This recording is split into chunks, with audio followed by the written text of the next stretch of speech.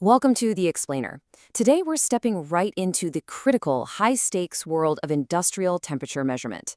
Now, you might not think about industrial thermometers every single day, but I promise you, they are silently keeping our modern world running safely. When you're dealing with processes involving extreme heat, highly volatile chemicals, or immense pressure, well, guessing the temperature just isn't an option. Perfection is absolutely required. Think about it for a second. How do we confidently rely on a thermometer that's sitting inside the core of a nuclear reactor or deep within a high-pressure chemical manufacturing plant? If that reading is off by even a tiny fraction of a degree, the consequences could literally be catastrophic. We can't rely on just trust or guesswork. We need absolute, scientifically verified certainty.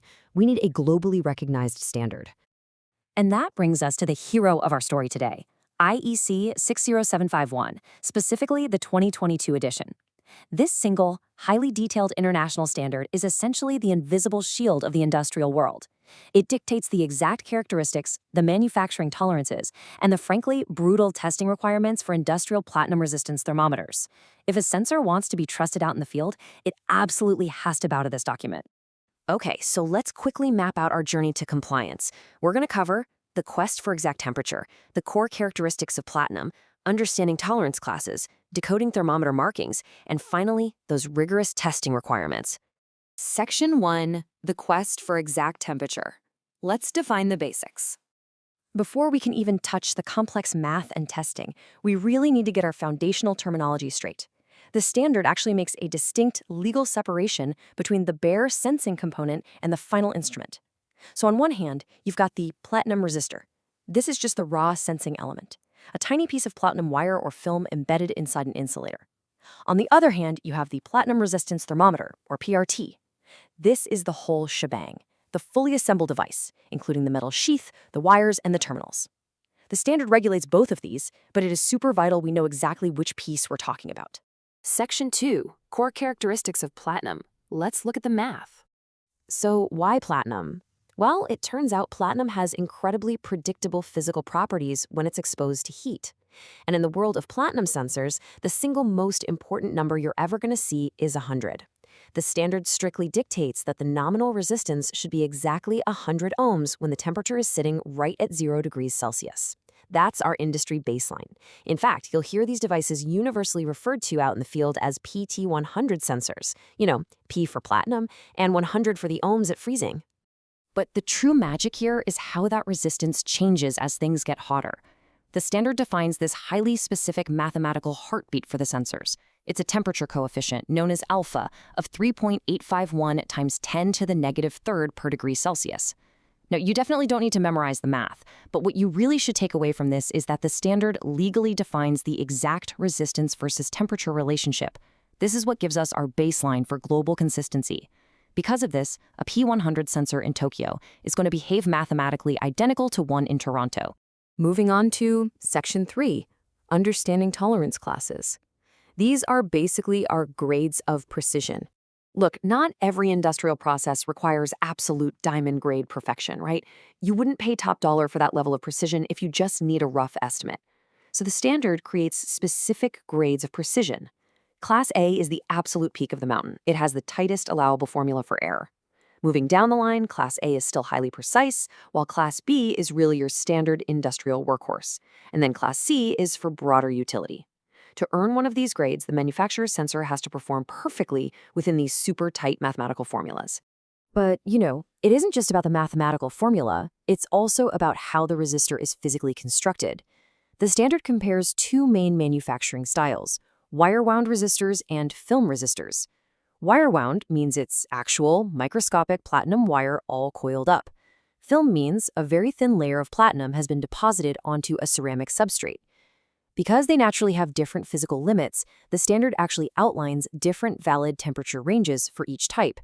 For instance, a Class A wire-wound resistor is perfectly valid from -50 all the way to positive 250 degrees Celsius. But a Class A film resistor? That one is only valid from 0 to 150 degrees. Physics kind of dictates the rules here. Section 4, decoding thermometer markings. Let's make sense of the labels.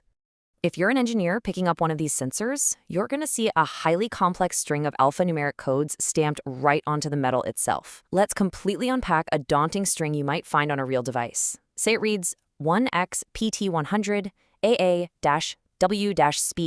4-50-plus300. Okay, step by step.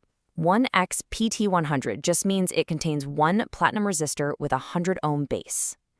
AA means it earned that highest tolerance class we just talked about. W-SPI tells us it's wire wound but with a special temperature range. The 4 stands for a highly accurate 4-wire configuration. And finally, -50 to +300 is its guaranteed valid temperature range in Celsius. See? Suddenly it's not just gibberish anymore, it's literally a complete resume of this sensor's capabilities.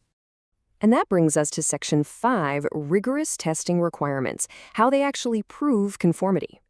So how does a manufacturer actually prove their sensor deserves that impressive label we just decoded? Well, before it ever leaves the factory, it has to survive a brutal testing gauntlet.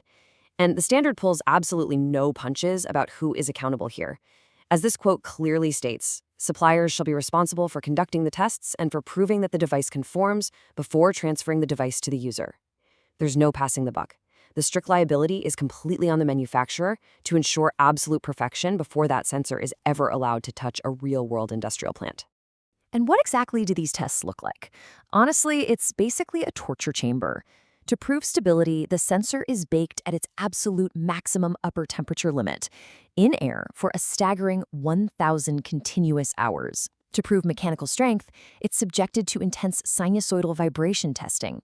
Then there's the drop test, literally dropping the entire completed thermometer 10 times from a height of 250 millimeters straight onto a solid steel plate.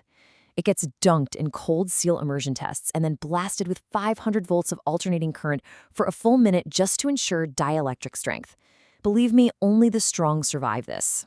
So how does the standard actually handle the pass or fail grades during all these tests? Look closely at the acceptance criteria for a Class 0.1 tolerance band.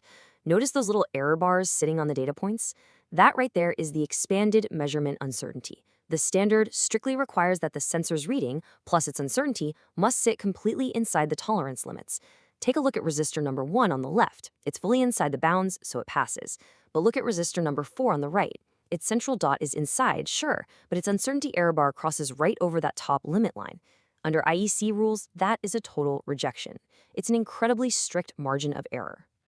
And that extreme strictness is exactly why this standard matters so much.